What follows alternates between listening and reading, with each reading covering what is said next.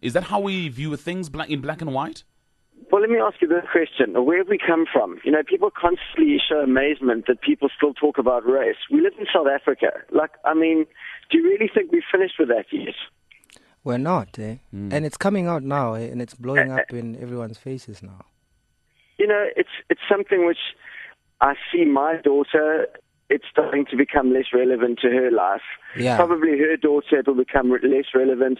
My kids and Dave's kids have got a much better chance of starting from scratch. Yeah. So, yeah, you know, we can either pretend it doesn't exist, or we can say, listen, we've come from this kind of history, we're working through it, we're constructive. Just because it exists doesn't mean that we're all evil. It just means that we are trying to work through it, that's all. I suppose it goes back to the question I asked earlier on then about whether or not as South Africans we take ourselves too seriously, rather too seriously than any other nation, actually. Well, I mean, I don't think so. I think we don't take ourselves that seriously. I think we've got a great comedy audience. Definitely. I think we've been laughing at the ridiculousness of our situation for so long. I mean, I've done it my way. David's done a lot about that. I think, you know, comedians are working at it, but I think it's very important to acknowledge that South African audiences are actually fantastic at laughing at themselves. Best in the Except world. for Steve Hofmeyr, who doesn't laugh at himself nearly enough. Well, I suppose he needs more roasting, doesn't he? I promise you, we aren't even finished with that guy. Oh, you're not? You're not.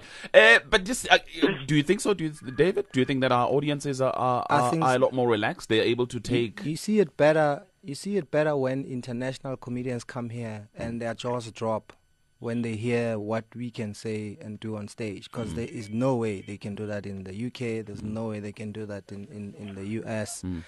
And they're just like, wow, man, I can't believe you just did that or you just said that, you know. At the same time, in America, there's also a bit more freedom, especially when it comes to politics. You know, for me, funny enough, I always say there's been a lot more complaints. I guess I wouldn't have known then, but you'll find a lot more people complaining in the current government. Are you serious? But it's always the people around someone, not the actual person. So you'll go to a gig where the president is coming and someone will say, don't do this, don't do that, don't say that, da da da da da da. And then you say something and then the president is the first person to laugh, you know. And for me, the example I always make, I did a golf day for the president after Parliament opening 2 years ago. And it was a day before Valentine's Day. You know, and obviously you get a briefing, you go into the green room, John, with protocol. And all protocol observed. Yeah. And so in the end, you know, I said, Mr. President, I was struggling to find a Valentine's Day gift for my one wife. I didn't even have to finish the gag, you know. And I said, good luck. That was literally that's the last thing I said. I get off the stage, he says to me, you only have one wife, Uyahlupheka. I was on the floor, you know. And this was the president, you know. So you will always find the people around. He understands where this comes from. People around protocol He's like, no, panic a lot. You can't touch this. You can't panic a lot, you know. So at the end of the day, then you'll find that the people actually don't mind. The actual people don't mind. Is it about mainstreaming comedy, though, and the approach, the flippant approach to things that comedy comes with? Perhaps that a lot more of us need to be exposed to comedy. Definitely. I don't think there's enough audiences for comedy. I think we're a bit restricted as well. I mean, between me and John, everything we've kind of done ourselves. You know, John ran a comedy club for like 10 years. And at the Comedy Underground, the price literally stayed like $30 to come in, $20 with a student card. You know, it started costing me more in petrol to go to the gig than the money you made. Yeah, you know, I've been doing Blacks Only for like 8 years, but there's no sponsor necessary, so it cost me money to take the show around the country, or to even do it in Joburg for that matter. So it's not like a huge money-making thing. But if there was, then, you know, you could do so many people. If you're selling 10,000 tickets in Joburg a year, you could pretty much do that in 10 other cities at least in the country. So there's still all those people that are waiting. Every time I post a show on Twitter for Joburg, people are complaining in Cape Town, in PE, East London. I've never even done a public show in East London. You know, it's gonna cost me money. I'm gonna have to start from scratch. It's like you have to build an infrastructure first. By the way, John is walking into the studio in Durban. He will be in the studio, which makes it even more easier for people to interact with him. In fact, I believe that John is in the studio. John, we were just talking about the difficulties that of course, you as a person has had to go through trying to develop comedy in South Africa, running the club all on your own for 10 years. You know, I wasn't all on my own, and it wasn't that hard a thing.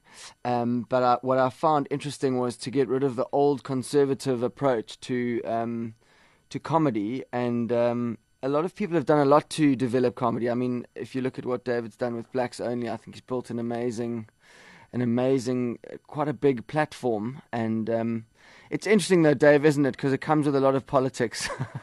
It does, because I mean, and it's What, such Blacks it's such, Only as a what is it? No. Building comedy, any comedy platform, people want you to build them, but then they treat you with That's sort of pretty mistrust. much. That's pretty much. There isn't a lot of thank yous that go around. Are you serious? Yeah, but to a huge extent, it does.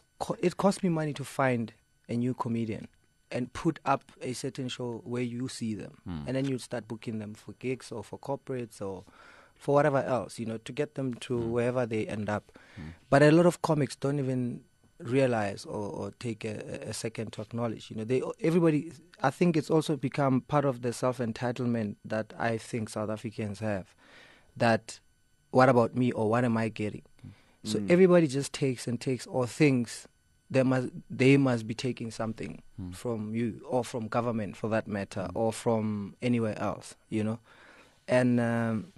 and you see it, because once people leave a certain platform, their careers go a certain way, you know, or once they go a certain route, and then they start developing, you know, whether it's some sort of success or less success in certain things in their careers, and they can't trace it back.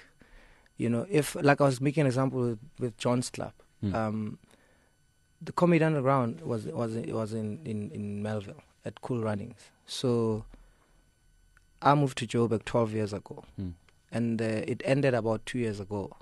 So for straight 10 years, every year, John will have like a birthday, whatever, you know. I mean, it's on a Sunday night. If I'm in town, definitely I'm going to go there. You know, even if I was headlining that club, or any headliner for that matter, you get $300. If you're not, then it's a birthday and there's like 10 of us that are all headliners, then we're each getting like $100. Hence I was joking, saying it now costs me more money. I live in Midrand now to just get there, you know. But any day, any time, you know, I will go to that. So that's the relationship I have with John. If Kagiso says we're making a movie, we don't have money, you know, you can have a percentage once we've paid back. I will do that, because I've known Kagiso for 18 years. We started comedy together on the same desk in a lecture hall in UCT 14 years ago. But if you were to approach a comic who's been doing comedy maybe for like 5 minutes or 2 years or 5 years, you know, they want so many thousands of rands. Are you talking about anybody in particular? Not all of them. Okay. Any up and coming new. I've been on TV for 5 minutes 2 or 3 times. Now I'm supposed to be famous and hot. Now they think you must pay them so much. Then it's so simple. Then go and do your own whatever show. Then you can pay yourself that much money. I'm going to come back to you, John, in a minute. But you know what is just puzzling me, David, is that I'm listening to you talking and I'm looking at you, but I'm thinking, this guy is actually very serious. How are you a comedian? He thought we were going to come on and make this hilarious, I mean, Dave. you know... John is looking for a light morning thing? Is it a multi-personality thing where when you become a comedian, then you completely change, and when you're discussing in a serious kind of manner, you become somebody totally different? I think it's the fact that we take it as a serious business. So I could sit here and be a clown all morning and all day, but after this I've got meetings about 1 or 2 things in the DRC, and so you can imagine if I go into that meeting being a clown, you know what I mean? I'm trying to build businesses where I don't have to be there for them to make money. Is it the same thing with yourself as well, John?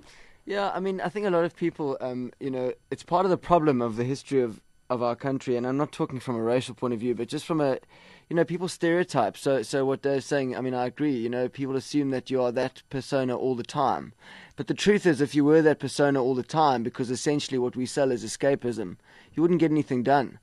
So we do read, we observe. I think comics generally keep an eye on what's going on, and we want to know what's happening politically, want to know what's happening socially. So there's quite long periods of our life where we're not actually laugh-a-minute people. And, I actually don't like the comics that constantly don't stop. They just never, ever stop. And I always say, that the rule of comedy is the volume of the comedian on the bus is inversely proportional to their talent on stage. You get those people who start telling jokes like before you even get to the gig, and they're really the worst comedians because they're so insecure. They've got to prove themselves all the time. Whereas I think as you get a bit older, you tend to want to save it for the audience because those are the people who actually, that's the stakeholders. I mean, Those are the people who have an interest in what you do. So often people say, geez, you're not very funny, all the time.